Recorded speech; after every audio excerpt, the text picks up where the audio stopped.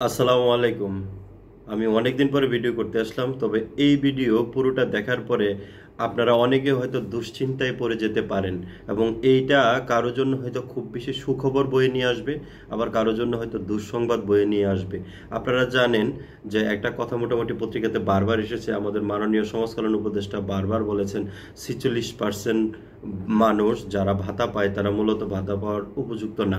অর্থাৎ অনেক উপযুক্ত মানুষ বাদ পড়ে যাচ্ছে এবং অনুপযুক্ত মানুষ ভাতা পাচ্ছে। আর এটা নিয়েই আজকে ডিসি সম্মেলনে, আজকে যে 17 তারিখ, 17 ফেব্রুয়ারি, তিনি বলেছেন যে এই ভাতাভোগী প্রত্যেকের পুনরায় আবার নতুন করে রেজিস্ট্রেশন করতে হবে। তার মানে বয়স্ক, বিধবা, প্রতিবন্ধী এবং গর্ভবতী ভাতা, এখানে 46% এরর রয়েছে, ভুল রয়েছে, তাদেরকে বাদ দিয়ে, অথবা যে ভুলগুলো হয়েছে তিনি যেটা বলেছেন যে অনেক সময় অনিয়ম দুর্নীতির মাধ্যমে অনেক সময় প্রভাব খাটিয়ে এরকম ভুল ভাতাভোগীরা ভাতা নিয়ে যাচ্ছে। সো এটাকে কঠোরভাবে নজরদারিতে আনা হচ্ছে, নতুন এমআইএস করা হচ্ছে, নতুন এমআইএসে তাদেরকে সোশ্যাল রেজিস্ট্রেশন করতে হবে, নতুন করে আবার এন্ট্রি দিয়ে ভেরিফাই করে তাদেরকে ভাতার তালিকা অন্তর্ভুক্ত করা হবে। এখন কথা হলো যে এই মুহূর্তে আপনার তাহলে করণীয় কি? বেসিক্যালি ডিসি সম্মেলনে তিনি বিষয়টির উত্থাপন করেছেন, আমাদের মাননীয় ডিসি মহোদয়ের নজরে এনেছেন যাতে প্রত্যেকটা জেলায় জেলায় কাজটা নিবিড়ভাবে করা যায়। এখনো পর্যন্ত আমরা এই বিষয়ে সুস্পষ্ট কোনো নির্দেশনা পাইনি। শুধুমাত্র আজকে সম্মেলনে যে আলোচনাটি হয়েছে সেটি আমরা পত্রিকাতে দেখেছি, সেখান থেকে আপনাদের পড়ে শোনাচ্ছি। যারা এটা নিয়ে দুশ্চিন্তাগ্রস্ত আছেন, আমার প্রত্যেকের কাছে অনুরোধ থাকবে যে যারা নিজেরা মনে করেন যে প্রকৃত ভাতাভোগী, আপনার দুশ্চিন্তার কোনো কারণ নেই। কিন্তু যারা প্রকৃত না, যারা মনে করেন যে তারা ভাতা পাওয়ার যোগ্য না, এরকম যদি কেউ থাকেন, আমি প্রত্যেককে অনুরোধ করব আপনারা দয়া করে সমাজসেবা কার্যালয়ে গিয়ে নিজ দায়িত্বে সারেন্ডার করতে পারেন।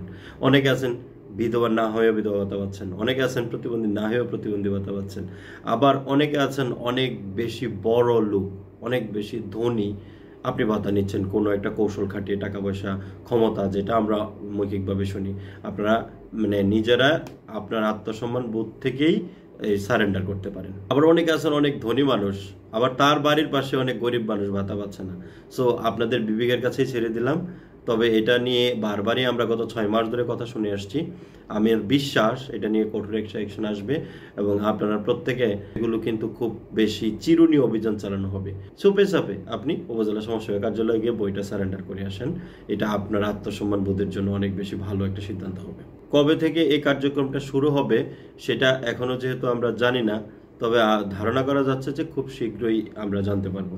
এবং কিছুদিন আগেও কিন্তু একটা সেমিনারে আলোচনা হয়েছে এবং সেই সংক্রান্ত একটা ভিডিও আমি দিয়েছিলাম যে কিভাবে ভুল ত্রুটিগুলো হচ্ছে, এবং কয়েকটা সংস্থা, বিআইডিএস, তারপরে হচ্ছে ইউনিসেফ, আরও বেশ কিছু সংস্থার জরিপে কিন্তু এই তথ্যগুলো উঠে এসেছে। আর একটা কথা বলি, আপনি যদি মনে করেন যে কোনো না কোনোভাবে আপনি বেঁচে যাবেন কোনো কৌশল খাটিয়ে, এটা পারবেন না। কারণ কি, নতুন এমআইএস হচ্ছে, সেই নতুন এমআইএসে এমন সিস্টেম করা হবে, এমনভাবে কৌশল আটিয়ে হবে, এই বিষয়ে আমি কিন্তু একটা ভিডিও এর আগে দিয়েছিলাম এবং একটা ট্রেনিংও আমি করেছিলাম। এই বিষয়ে আমি ভিডিওতে কোনো কথা বলিনি, কারণ হচ্ছে আমি এটা বলতে পারি না, আমি এটা পাবলিশ করতে পারি না। আমি ট্রেনিং করেছি কিন্তু পাবলিশ করতে পারি না। আজকে যেহেতু উনি তার ভাষণে বলেছেন যে নতুন এমআইএস করছে, আমিও কিন্তু বলছি নতুন এমআইএস হচ্ছে এবং নতুন এমআইএসের উপরে আমি ট্রেনিং নিয়েছি।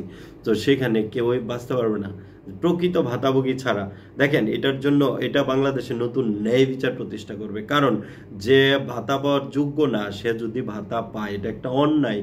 আরেকটা অন্যায় হচ্ছে যে ভাতা পাওয়ার যোগ্য তাকে ভাতা দেওয়া যাচ্ছে না, সেই ক্ষেত্রে কিন্তু দুইটা অন্যায় একসাথে হচ্ছে। আর সেজন্যই এ বিষয়ে নিবিড়ভাবে কাজ করা হচ্ছে এবং এর মাধ্যমে দেখা যাবে যে অনেক ভুয়া ভাতাভোগী হয়তো বাদ পড়বে, তাদের টাকাটা সরকারের বেঁচে যাবে। হয়তো এই বেঁচে যাওয়ার টাকা দিয়ে সরকার প্রকৃত ভাতাভোগীদের ভাতার টাকা বাড়িয়ে দিতে পারে।